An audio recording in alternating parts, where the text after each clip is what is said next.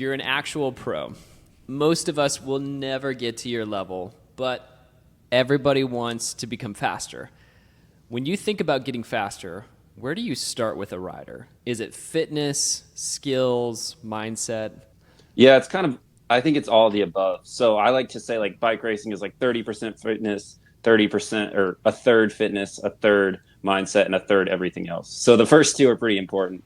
And training's not necessarily that complicated for a lot of people starting. You can do some pretty basic efforts and get pretty good results. I do see a lot of times people who maybe they can do the numbers by themselves and they can do them on the trainer and then they get in the race scenario and they're a bit overwhelmed because it is a lot of stimulus coming at you. There's a lot of different things happening. And so I think that's probably the most common issue is like I tightened up and I couldn't perform.